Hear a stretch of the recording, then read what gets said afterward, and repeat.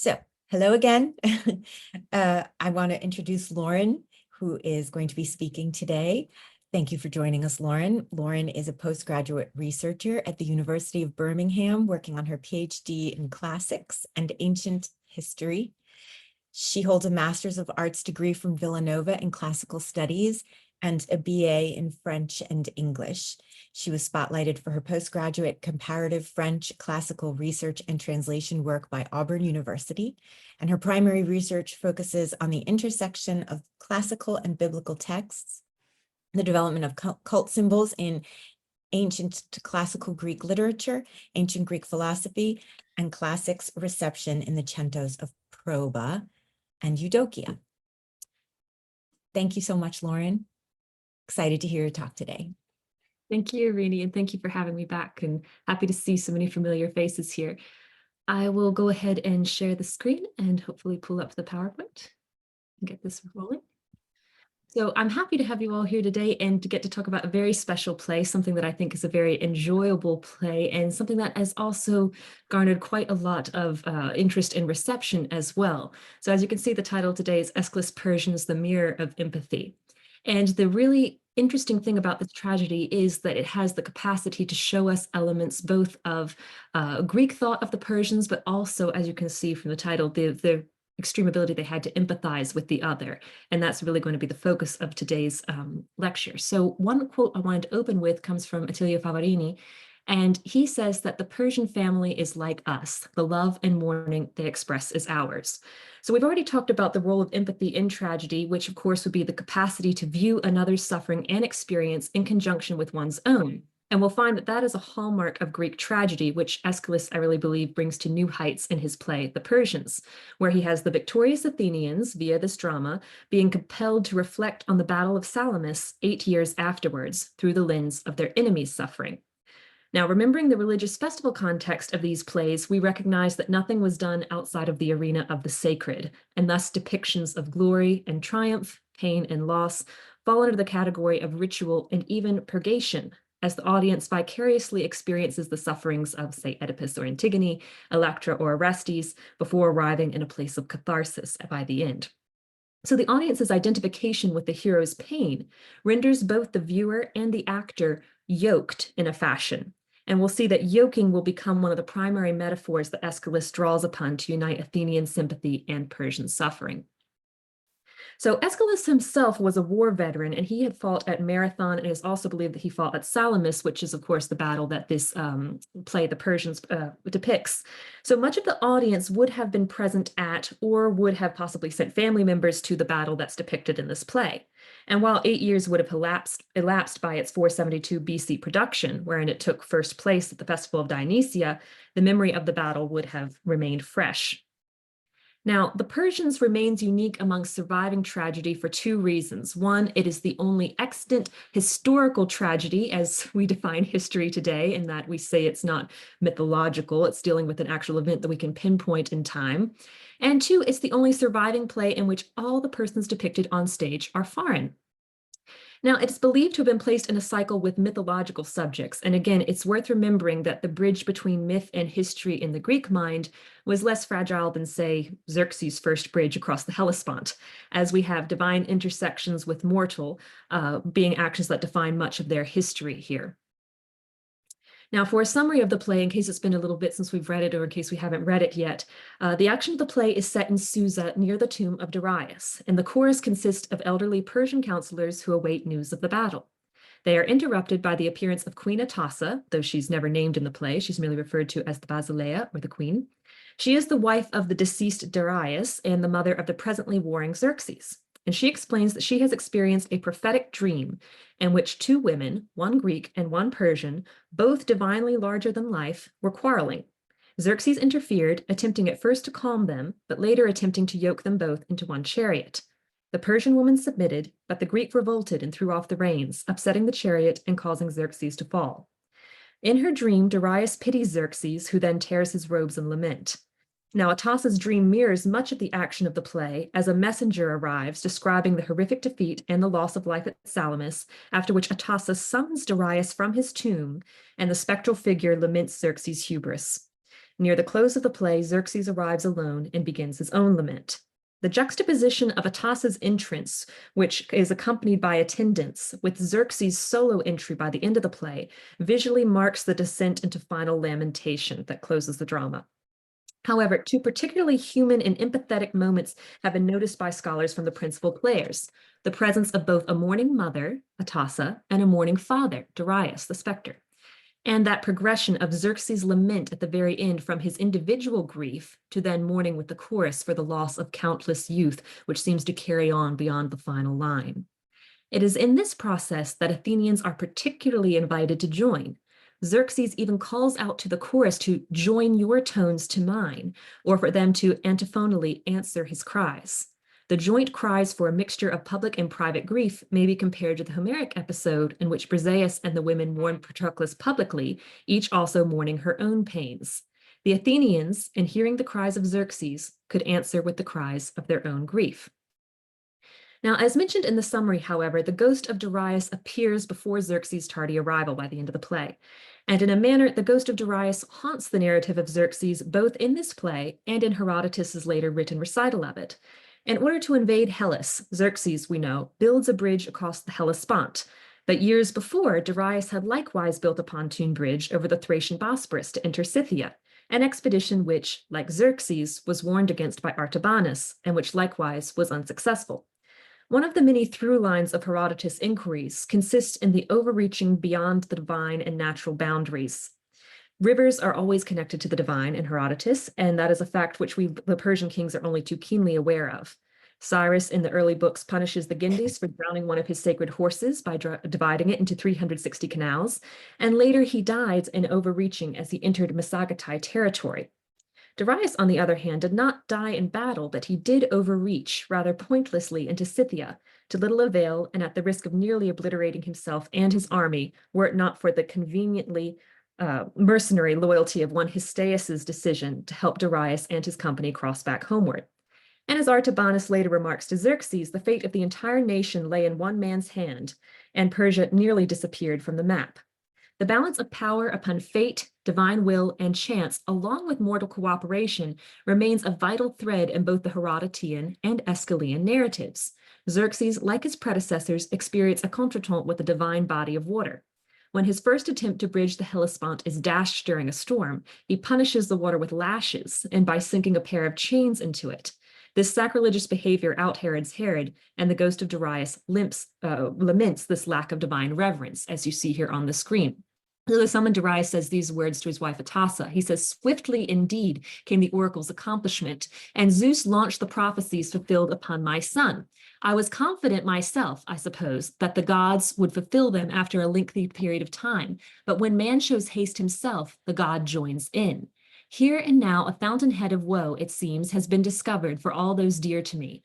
My son achieved this in the ignorance of rash youth, in his hope to contain the flow of sacred Hellespont with bonds like a slave, Bosporus, the divine stream, or in the Greek it literally says the stream of the god, referring to Poseidon. He tried to alter the crossing, and by throwing hammered fetters into it, he achieved a great pathway for a great army. A mortal man, he thought to master all the gods. It was folly, and Poseidon with them. A sickness of the mind possessed my son. What else?"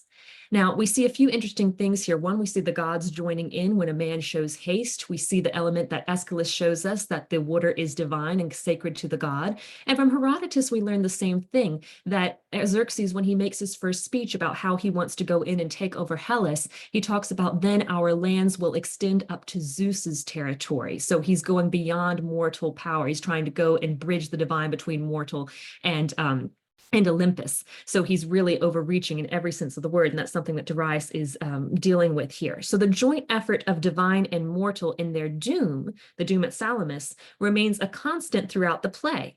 And it's been noted that too, that while Aeschylus could have praised the Greeks solely, or Greek individuals by naming them, or perhaps even his own role in the battle, he chooses instead to place an emphasis on fate and divine will, which mitigates Athenian credit and reminds them of their own potential to rise or fall in the cyclical and transitory nature of life.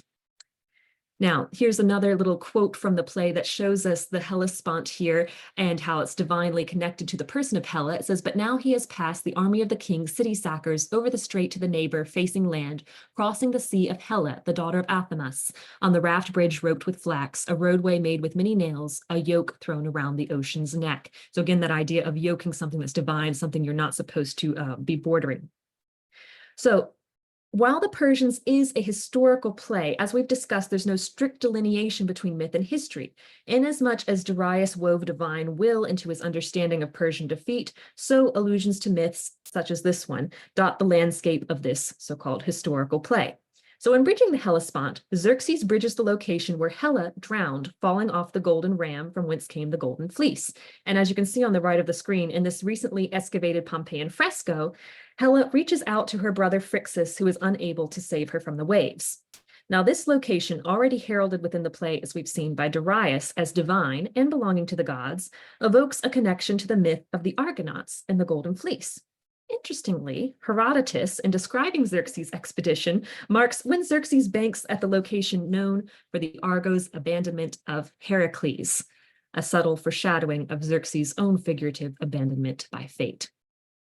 But perhaps the greatest mythological interpolation into Xerxes' narrative would be the Homeric one. In Book 7, Herodotus draws several comparisons throughout the Xerxes Logos to Homer and Ilium. The forces Xerxes gathers over 4 years to invade Greece are larger than the sum of those who launched against Troy.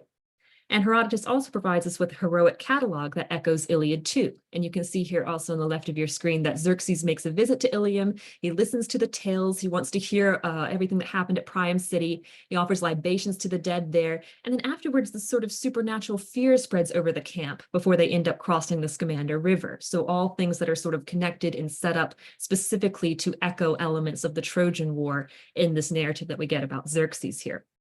So comparisons throughout the Logos are made between Xerxes and elements of the Trojan War, but also other comparisons are made to Menelaus and Agamemnon as Greek cities lay claim to their own ancestors' roles at Ilium to determine their position in the present Persian conflict.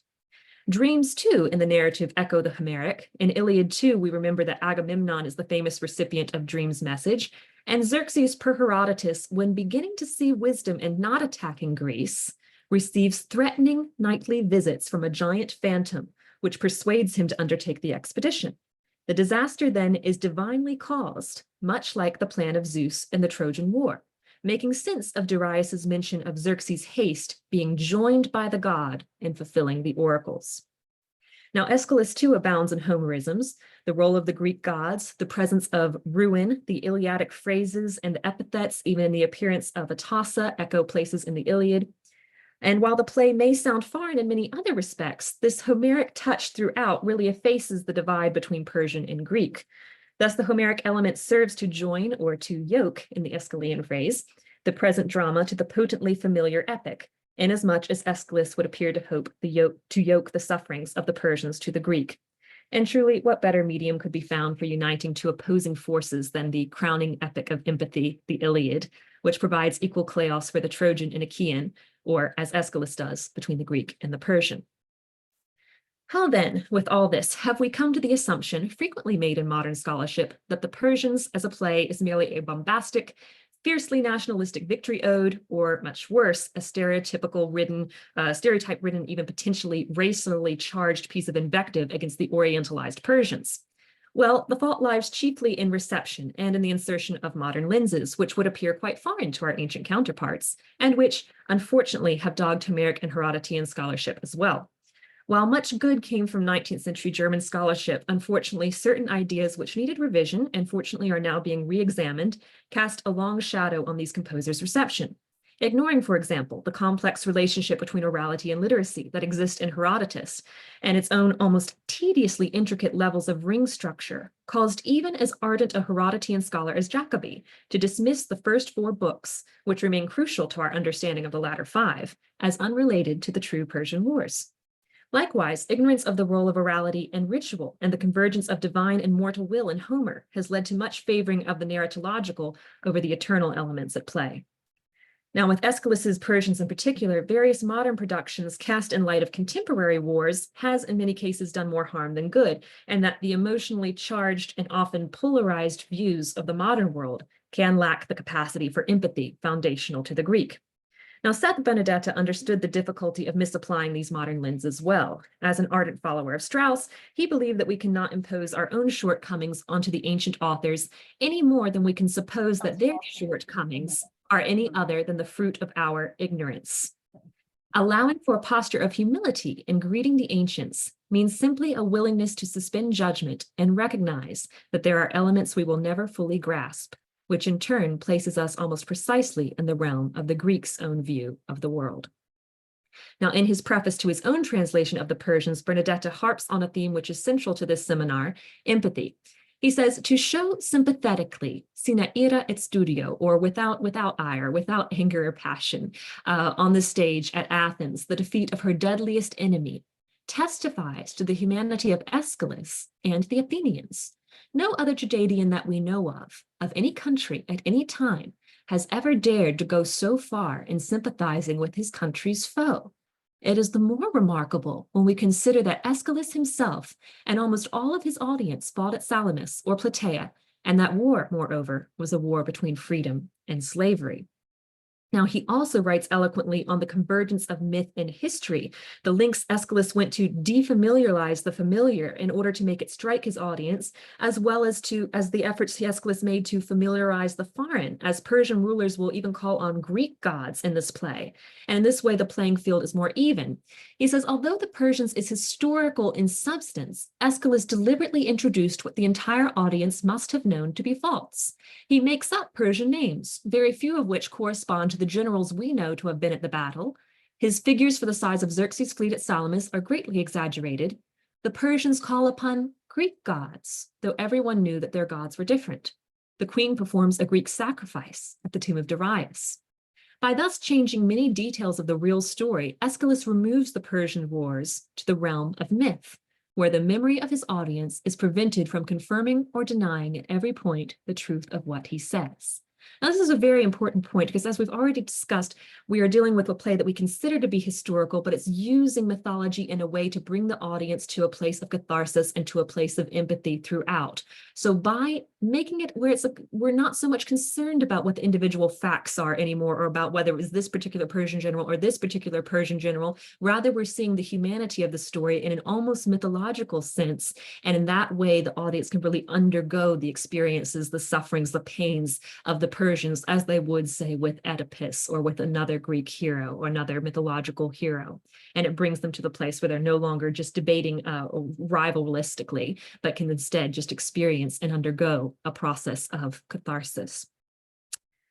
Now, as we see, both Persian king and Athenian audience are subject to the same deities and the same cycles of fortune. So while remembrance of the victory is fresh, Solonic wisdom calls for it looking to the end. So the Athenians remember, yes, they just have had this wonderful victory 8 years ago, but time is a cycle and things could come around again. They need to be willing to look to the pains of the other.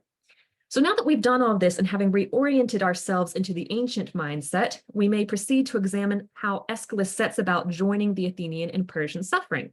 Now, when Atassa, the queen, takes the stage prior to relaying her dream of the yoked women, she offers a moralistic tale, unfortunately marred by lacuna. As you can see, even here we have these arrows representing the lacuna in the lobe text where something has been supplied here. Unfortunately, it's marred by lacuna while she proceeds to explain, and which she proceeds to explain is not a tale of her own. It's something that is not truly belonging to her. It says, Muthon udarmus emaltes. This is not a tale of my own creation. The word creation is a bit supplied here. In other words, she's saying this is not my own tale, but I'm about to tell you something that's not necessarily my own tale. Now, this has been interpreted to mean by some scholars that the following is a Greek moral tale that applies to the Persians. But whatever the case, it also serves as a reminder to the listening audience from the first central figure to appear that they are participating in a tale that both is and is not their own, a tale that is not their own and yet is strikingly theirs. So let's go ahead and read what she has to say. She says, I will tell you a tale which is not of my own creation or is not my own. And then the lacuna that's supplied is that it has come down from our ancestors, which causes me to be very fearful. We don't really know much about that line. It's almost better to sort of take it out. I will tell you a tale that is not of my own, or that is not my own creation. I am very fearful, my friends, that great wealth may make the dust rise from the ground by tripping up the prosperity that Darius, not without the aid of some god, had built up. So again, we see that unity, that rising and falling are attached to divinity. There's no single human element here.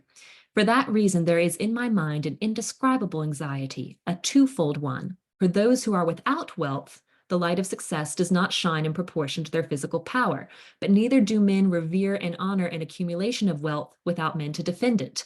Our wealth is ample, but I fear for our very eye, for I consider the master when present to be the eye of his house. So Atas's moral tale in a way then negates the rumors that the Persians are marked merely for their extravagant oriental luxury and preoccupation with wealth, for the twofold concern that Atas expresses combines the use of wealth in addition to the necessity of its guidance by a wise man. So one divorced from the other can accomplish very little. That Xerxes fails in his use of wealth and of the men that he sends out to battle shows the danger of divorcing wisdom from the use of material goods. The same may be said of the man who is divorced from divine sanction. But in acknowledging both wealth's use and uselessness, Aeschylus cleverly plays upon our notions of oriental luxury and effectively annuls them. In this way, the modern complaints against this play can both be agreed with and negated. For yes, wealth is celebrated, but only in accordance with wise usage. Yes, Athenian victory is celebrated, particularly the freedom of democracy, but that as a subset topic within the larger scope of a play in which the enemy's sufferings mirror the audience's own. And on this topic, we will return to Atas's dream of the two women yoked together. Yes, the dream is partially realized in that the Greeks do throw off the Persian yoke, but there is a larger point to be made. Within the ritual of the performance, Greek and Persian suffering are yoked together in the duration of one pathos-filled hour. This dream, as Kunz views it, symbolizes the yokedness of the two people groups in a prominent metaphor that envelops the whole play.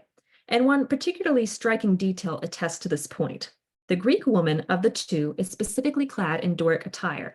Unfortunately, many translations merely say a Greek woman and a Persian woman, but we have a check at the Greek or use the Loeb translation, it will say this woman clad in Doric attire, this Doric woman. So while the traditional explanation has favored the contrast between the simplicity of Spartan Doric clothing with Persian exuberance, no such claim is actually made in the play. The play instead reminds us several times that the Persians are descended from their namesake Perseus, an idea which is corroborated in Herodotus.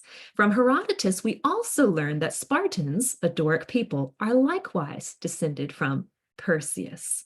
Now, this allusion escapes the notice of the modern audience, but would likely have resonated with an Athenian one, especially as this ancestral link had allegedly been used by Persians to lure Argives into their sympathies during the war. So for our present purposes, the matter of dress becomes a matter of shared heritage. Aeschylus emphasizes Persian Perseus connections and yokes them to a Doric woman of like origins. In a time of frequent migration and multiple transplantings of ethnic groups, the shared heritage marks a startling counterpoint. And now we'll see how he's able to use this sharedness, as we've been talking about, of lament, even as he'll remind the Athenians of the loss of their people in expressing the loss of the Persians. So we'll look at two quotes from the text here, and this is using the Collard translation through Oxford World Classics. It says, on the one hand, such is the flower of men that has gone from Persia's land, for whom the whole region of Asia, which nurtured time, sighs in fierce longing, while parents and wives counting the days tremble at the time's lengthening. So a very poignant image of those waiting for them to come back. And on the other hand, we get this quote about wives specifically. It says, marriage beds are filled with weeping and longing for husbands. Persian wives are softly lamenting, each in love's yearning for her man. She sent off a husband furious for war and now is left alone in her marriage bond. Now, this left alone in her marriage bond is a bit loose of a translation. I actually like the Loeb's a bit better, which says an unpartnered partner. The word in Greek is actually monoxous, which means yoked alone. It's very difficult to render in English, but it has the idea of you were, say, 2 oxen at the yoke, and now you're just one, and the other space is left empty. So that's the image of the woman at home in bed without the husband here. And as we've already said, this word yoked gets used all throughout the play, not just in Atassa's dream, but whether it's yoking the Helis Spant, whatever it might be, the word yoke gets reused all throughout the play. It's probably the single most repeated word in the play. So to see the idea of when war creates a fracture, we are unyoked. And by creating this play, Aeschylus is sort of fixing the yoke by, in a sense, healing the wounds between the Persian sympathies and the Greek as they're watching this. So the polarity between yoked and unyoked, symbolized in the death-destroyed marriages of young women, has prompted some scholars to view this play as actually being blatantly pacifistic. But like those who view the Persians as political propaganda, this idea represents too limited a view of the duality inherent to Greek thought. War exists, but is not to be waged lightly or in opposition to divine will. Victories are to be celebrated, but not without proper recognition given to its losses. The horrific is present in the celebratory, and the ritual of a festival allows one to re-experience the pain of the past, such as Aeschylus is doing with this play at the Festival of Dionysia. So, the unification of suffering between audience and actor that we've been describing so far is tersely elucidated by Kunz as follows. He says that a Greek writer could project upon an Athenian stage the scene of far-off Susa strikes us as artistically daring and politically empathetic, even inexplicably generous. This way of seeing the action, which ties it to the other, the vanquished enemy, appears to overlook the play's immediate audience and their own complicity in the process of mourning. Persians mourn, so do Athenians, so do we. The Persians is not simply a scene in Susa. It is a representation of a universal expression of grief over the disappearance of a city's young men, such as was demonstrated in the quotes we just observed. Now, one final point must be made in our evaluation before closing. Now, to the modern reader or viewer of Aeschylus's Persians, or even the oft-anthologized latter books of Herodotus depicting Xerxes, the Greek view of Xerxes himself is often confounded with the Greek view of Persians in toto. But we must remember that Xerxes stands at the end of a list of superior Persians, or at least he can be said to be the lesser son of a greater father. In Herodotus, Cyrus is lauded as one particularly sympathetic to the transitions of fortune, which prompts him to save Croesus from the pyre in Book 1. However, his son Cambyses proved no more than a madness-plagued despot. Darius, on the other hand, barring his ill-planned escapade into Scythia, likewise exhibited the qualities of a wise ruler, while Xerxes, his son, teetered between wisdom and folly and finally fell into the latter. And Herodotus will see this through line that one's worthiness or unworthiness to rule is often exemplified in one's use of the bow, which in turn we find as a prominent theme in the Persians. Those with a right to rule, such as Heracles' sons in Scythia or Cambyses' brother Smerdis and Herodotus, exhibit the ability to properly wield the bow, while Cambyses commits murder with his, and the false Magus, who's incorrectly on the throne, finds himself incapable of defending himself with the bow. Now, throughout Aeschylus's Persians, the bow is the symbol of Persian strength. And while the Athenians, as Atassa learns from her altercations with the messenger, possess none, Xerxes at last appears on stage with an empty quiver and presumably also with his bow. Having in his excesses missed the mark set by his father, he appears almost as incompetent a son to Darius as Cambyses was to Cyrus. Now, understanding this bow motif prevents us from merely dismissing the Persians along with Xerxes as inferior warriors to the Athenians. Rather, we see that without wisdom, a son can fall from the place of his father, which may serve as a warning to the sons of Persian war veterans in the audience of this play. It is also a reminder of the respect due to those who came before, for Aeschylus, like Herodotus after him, knew how to give proper honor to great deeds performed by both Greek and non-Greek. Thus, while Xerxes hubristically misses the mark, Aeschylus, in honoring and sympathizing with both Greek and Persian, has aptly struck his target. And with that, we will close the presentation and move into our discussion. Thank you, Rini. Unmuted myself again. Thank you so much, Lauren. Very thought-provoking, wonderful exploration. I'm going to stop the recording now so that we can have a discussion. But I just want to say, for anyone watching this after the comment section, please feel free to put any questions or thoughts in there, and we'll respond to them as needed.